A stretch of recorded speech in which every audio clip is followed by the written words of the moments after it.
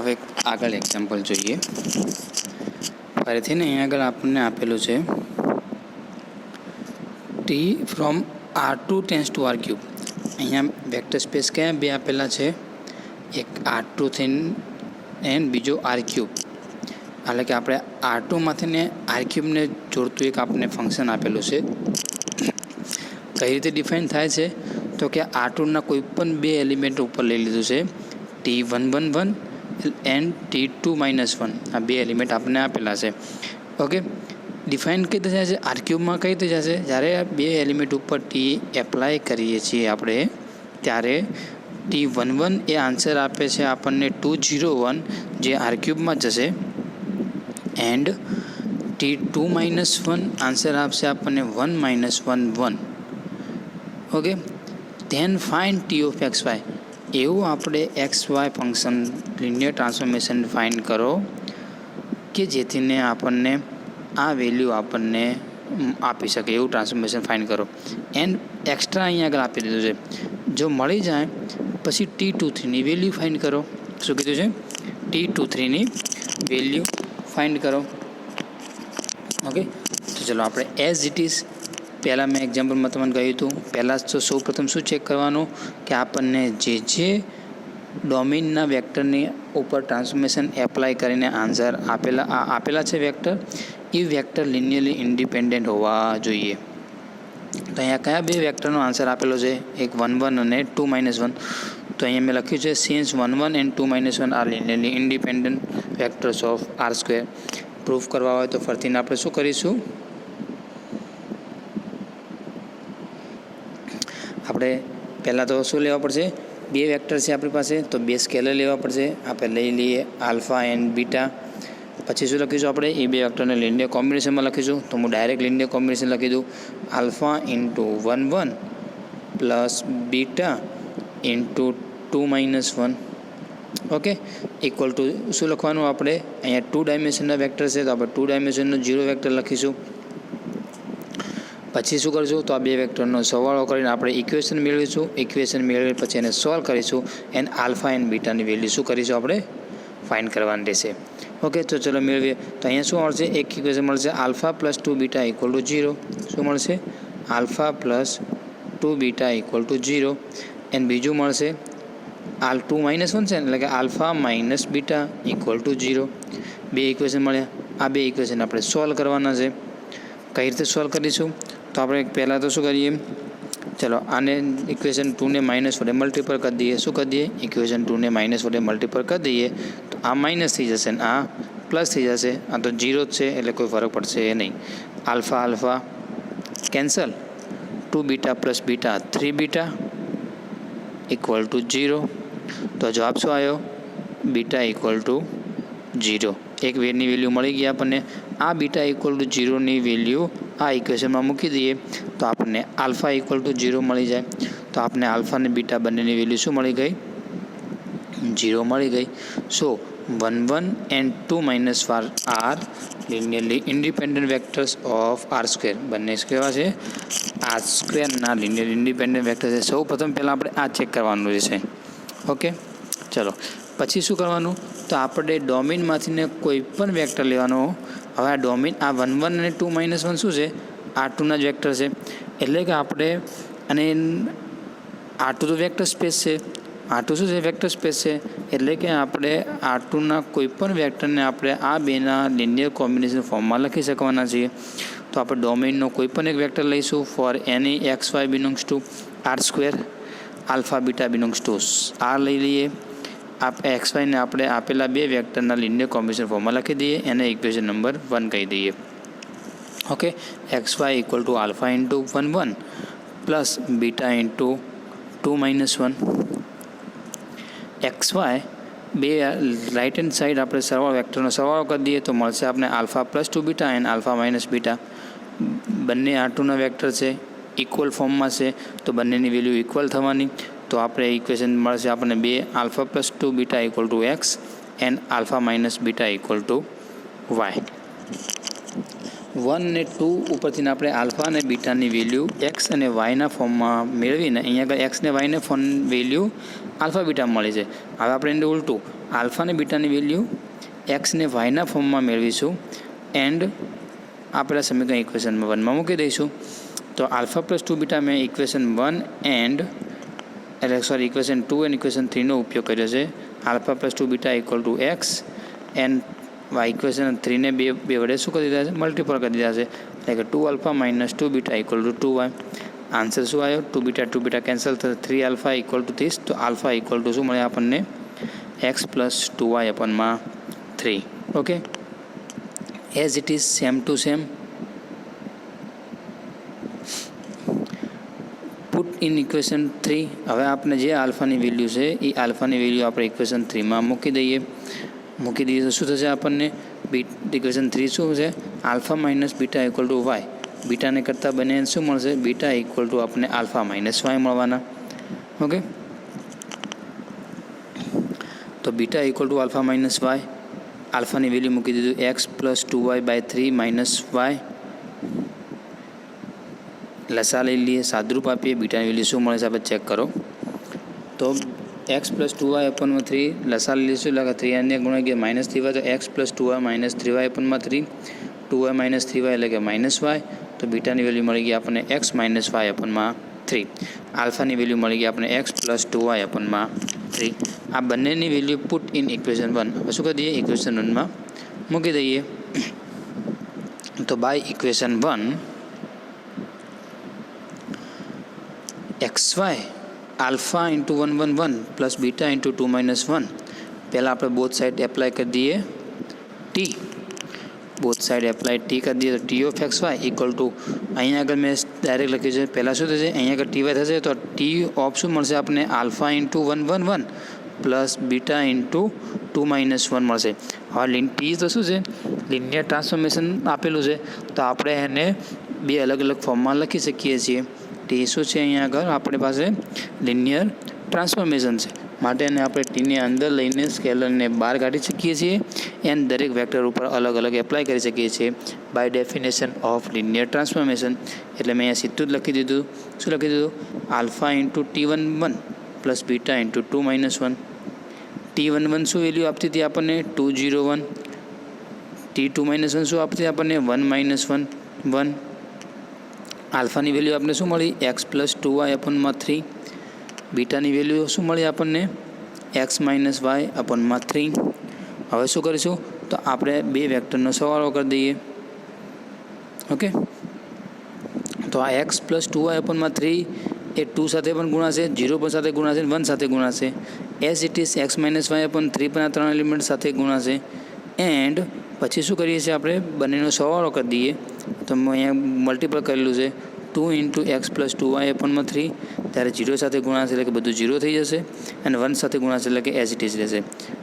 એ જ રીતે અહીંયા આગળ 1 સાથે ગુણશું આપણે તો x minus y/3.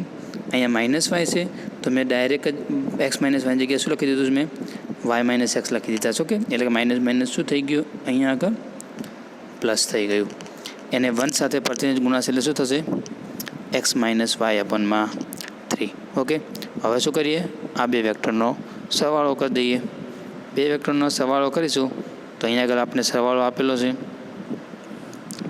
2x plus 4y/3 plus x minus y/3 y minus x/3 and x plus 2y/3 plus x minus y/3. બંનેનો સરવાળો લસા સમાન છે. અહીંયા આગળ લસા કેવો છે? ઇક્વલ છે. તો આધારનો ફક્ત સરવાળો થાય અથવા તો બાદબાકી થશે. અહીંયા આગળ સરવાળો આપેલો સરવાળો થશે એટલે કે 2x plus x 3x 4y minus y 3y/3. અહીંયા આગળ તો કંઈ છે જ નહીં, ઇલેક્ટ્રિસિટી આવશે. અહીંયા એ જ રીતે છેદ સમાન છે તો આધારનો સરવાળો એક્સ પ્લસ 2y એટલે કે x plus x 2x 2y minus y જશે એટલે વધશે પ્લસ વાય તો 2x પ્લસ y/3. અહીંયા ઉપર પહેલા એલિમેન્ટમાં 3x પ્લસ 3y છે, ઉપર નીચે 3 કેન્સલ થઈ જશે તો શું મળ્યું આપણને? X plus y. અહીંયા મળશે એઝ ઇટ ઇઝ, અહીંયા મળશે આપણને as it is 2x plus y/3. તો આ શું મળી ગયું આપણને? લિનિયર ટ્રાન્સફોર્મેશન મળી ગયું 2(x(y) ઇક્વલ ટુ શું મળી ગયું આપણને? આ મળી ગયું. તો આપણે જે લિનિયર ટ્રાન્સફોર્મેશન ફાઇન્ડ કરવાનું કહ્યું હતું એ લિનિયર ટ્રાન્સફોર્મેશન અહીંયા આગળ થઈ ગયું. Thus, T t from R2 tends to R3 t of x y equal to શું મળ્યું આપણને x plus y minus x by 3 and 2x plus y અપનમાં 3. ઓકે, હવે તમે જો અહીંયા એક્સ ને વાયની વેલ્યુ આપણે આગળ જે બે એલિમેન્ટની વેલ્યુ આપણને આપેલી છે એ વેલ્યુ અહીંયા આગળ મૂકશો તો આપણને આન્સર જે આપેલો છે તે જ મળશે. આપણે કયા બે વેક્ટરની એલિમેન્ટને આ વેલ્યુ આપેલી હતી આપણને 1 1 અને 2 -1. તો આ 1 1 અને 2 -1 એ એક્સ ને વાયની જગ્યાએ પુટ કરશો તો આન્સર આપણને 2 0 1 એન્ડ 1 -1 1 જ મળશે.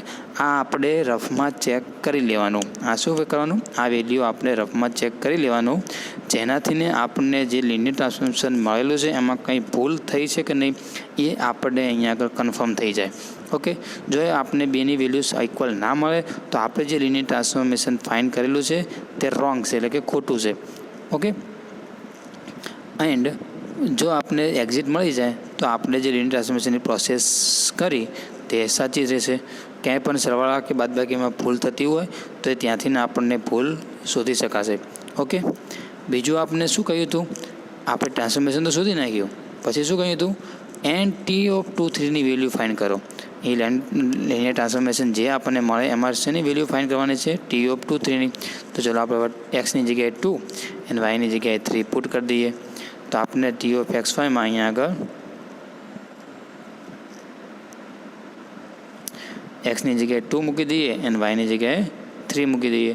તો અહીંયા આગળ 2 3, અહીંયા આગળ 2 + 3, અહીંયા આવશે 3 - t 2/3, અહીંયા આગળ આવશે 2 એક્સની જગ્યાએ 2 + 2 × 2 + 3/3, 2 + 3 એટલે 5, 3 - 2 એટલે 1/3, અહીંયા આગળ 2 2 4 ને 3 7, 7/3 આન્સર આવશે. તો ટી ઓફ 2 3 આન્સર શું આપશે આપણને? 5 1/3 and 7/3.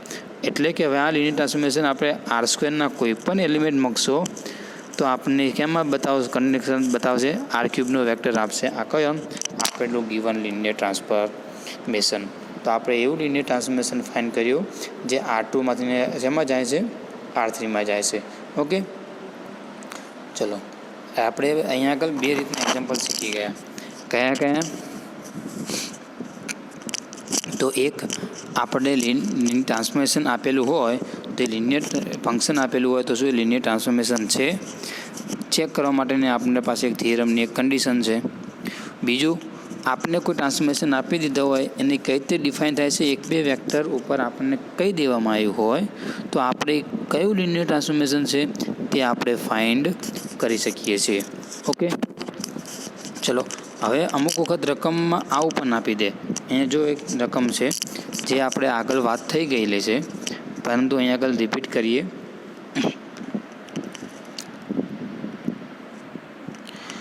T from R4 tends to R3. અહીંયા આગળ કોનામાં જવાનું છે?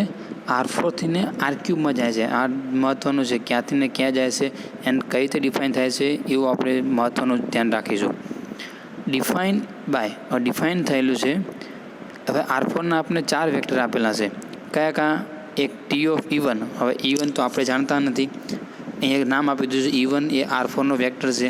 તો આપણે R4નો E1 કયો વેક્ટર લેવો તે હું તમને કહું. ટી ઓફ E1 બરાબર 1 1 1 થાય છે. ટી ઓફ E2 બરાબર 1 - 1 1, ટી ઓફ E3 બરાબર 1 0 0 એન્ડ ટી ઓફ E4 બરાબર 1 0 1. Then find T. તો આપણે ટ્રાન્સફોર્મેશન શું કરવાનું છે? ફાઇન્ડ કરવાનું છે. વેર અહીંયા આપેલું છે, શું આપેલું છે? E1 E2 E3 E4 is a standard basis of R4. આપણને R4નો શું આપેલો છે? બેઝિસ આપેલો છે. એટલે કે આ શું છે? આ એક જ સેટ છે, R4નો સબસેટ છે અને આનાથી આપણે આખું R4 જનરેટ કરી શકીએ છીએ. બેઝિસનો અર્થ શું? એ તો લિનિયર ઇન્ડિપેન્ડન્ટ હોવું જોઈએ. તો આપણે બેઝિસ આપેલો છે એટલે ઓલવેઝ આ બધા એલિમેન્ટ કેવા થઈ ગયા? લિનિયરલી ઇન્ડિપેન્ડન્ટ થઈ ગયા. અહીંયા આગળ આપણે લિનિયર ઇન્ડિપેન્ડન્ટ સાબિત કરવાના રહેતા જ નથી, ડાયરેક્ટ લખી દઈશું ઇઝ એ લિનિયરલી ઇન્ડિપેન્ડન્ટ. કેમ? એ બેઝિસ આપેલો છે અને બેઝિસ ક્યારે બને? તો તે લિનિયરલી ઇન્ડિપેન્ડન્ટ હોય તો જ બને, અધરવાઇઝ તે લિનિયરલી ઇન્ડિપેન્ડન્ટ કોઈ દિવસ બને જ નહીં. બેઝિસ બને જ નહીં. બીજું શું છે બેઝિસની ડેફિનેશનમાં? કે આ એલિમેન્ટનો સ્પાન કરીએ તો આપણને આપેલો વેક્ટર આખો મળી જવો જોઈએ. ઓકે, તો આ સેટને આપણે સ્પાન કરીશું, એટલે કે આ સેટ આ 4 એલિમેન્ટના આપણે જેટલા લિનિયર કોમ્બિનેશન બનાવી શકીએ એ બધા લિનિયર કોમ્બિનેશનનું કલેક્શન કરીએ તો એ બીજું કોઈ ના હોય પણ કોણ હોય, આપણો R4 હોય. ઓકે, તો આનો બેઝિસ છે એટલા માટે આપણે આવું કહી શકીએ છીએ, અધરવાઇઝ કહી શકતા નથી. તો આ તો E1 E2 E3ની વેલ્યુ શું લેવાની? તો E1 E2 E3 એ સ્ટાન્ડર્ડ કોઈ પણ વેક્ટર સ્પેસનો જ્યારે આપણને સ્ટાન્ડર્ડ બેઝિસ કહેવામાં આવે ત્યારે આપણો સ્ટાન્ડર્ડ બેઝિસ થશે E1 એ 1 હોય એટલે કે 1 0 0 0, E2ની વેલ્યુ થશે 0 1 0 0, E3ની વેલ્યુ થશે 0 0 1 0, E4 થશે 0 0 0 1. આ 4 એલિમેન્ટ વેલ્યુ થશે. આને સ્ટાન્ડર્ડ બેઝિસ કહેવાય. હવે જો આપણને R2નો કેવા સ્ટાન્ડર્ડ બેઝિસ લેવાનો કીધું શું થાય? તો એમાં 2 જ એલિમેન્ટ આવશે, 1 0 એન્ડ 0 1. હવે જો આપણને R3નો કીધું હોય તો શું કરવાનું? R3નો સ્ટાન્ડર્ડ બેઝિસ કીધું હોય તો શું કરવાનું? તેમાં 3 આવશે. જેટલા ઉપર ડાયમેન્શન હોય એટલા એને બેઝિસમાં એલિમેન્ટ હોય એટલું ધ્યાન રાખવાનું. અહીંયા R4 છે 4 છે તો એના બેઝિસમાં કેટલા છે? 4 હોય. દરેક બેઝિસમાં 4 જ હોય. જેટલા બેઝિસ મળે એટલા બેઝિસમાં 4 જ એલિમેન્ટ હોય. અહીંયા આપણે R3નો હોત તો શું મળત? 3 મળત. શું કયા 1 0 0, 0 1 0 એન્ડ 0 0 1. ઓકે, આ રીતે આપણે કોઈ પણ વેક્ટર સ્પેસના સ્ટાન્ડર્ડ બેઝિસ લખી શકીએ છીએ. શું લખી શકીએ છીએ? Standard basis. આપણે હવે લખતા આવડું છે. કોઈ પણ જગ્યાએ શબ્દમાં કહી દે સ્ટાન્ડર્ડ બેઝિસ તો આપણે ખબર હોવી જોઈએ કે સ્ટાન્ડર્ડ બેઝિસ આપણે કોને કહીશું.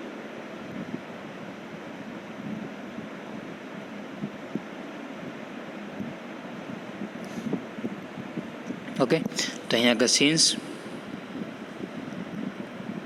E1 E2 E3 જે standard basis of R4, so E1ની વેલ્યુ થશે 1 0 0, E2ની વેલ્યુ થશે 0 1 0 0, E3ની વેલ્યુ થશે 0 0 1 0 એન્ડ E4 આવશે 0 0 0 1. So it is always A linearly independent of R4. Basis છે તો ઓલવેઝ શું થવાનું? લિનિયરલી ઇન્ડિપેન્ડન્ટ થવાના. વી કેન રાઇટ ફોર, હવે જો લિનિયરનો બેઝિસ હોય અને લિનિયર ઇન્ડિપેન્ડન્ટ હોય તો આપણે એને R4ના કોઈ પણ વેક્ટરના લિનિયર કોમ્બિનેશન ફોર્મમાં આપણે લખી શકવાના છીએ.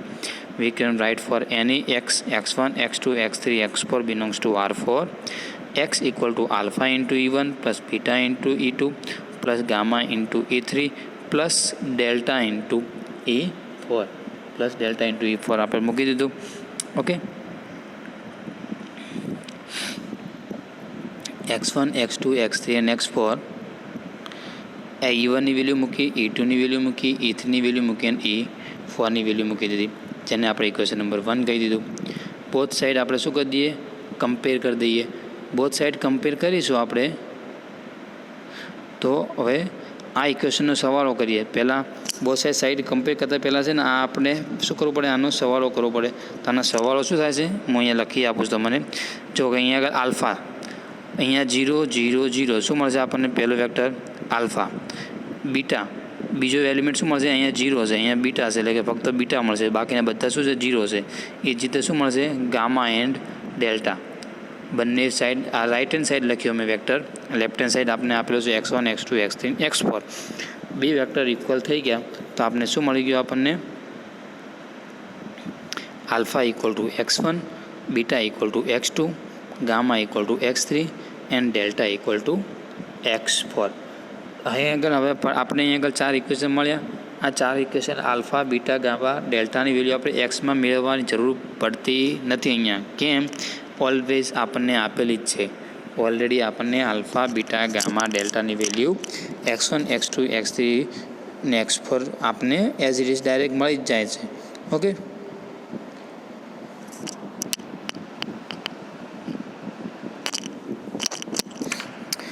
ચલો તો ફરીને આપણે ડાયરેક્ટ જ ઇક્વેશન 1માં શું કરી દઈશું? Apply T. બંને બાજુ શું કરી દઈએ? એક ટી ટ્રાન્સફોર્મેશન એપ્લાય કરી દઈએ તો શું મળશે? T of x1 x2 x3 અને x4 equal to alpha into t of E1 plus beta into t of E2 plus gamma into t of E3 plus delta into t of E4. T of E1ની value આપણે રકમમાં આપેલી છે 1 1 1 થશે. T of E2ની value થશે 1 -1. T of E3ની value થશે 1 0 1 and x4ની value થશે 1 0 1. Okay, આ બધી વેલ્યુ આપણે રકમમાં આપેલી છે મૂકી દીધી. હવે આ સાઈડ બધાનો શું કરી દઈએ, સરવાળો કરી દઈએ તો શું મળશે, x1 plus x2 plus x3 plus x4.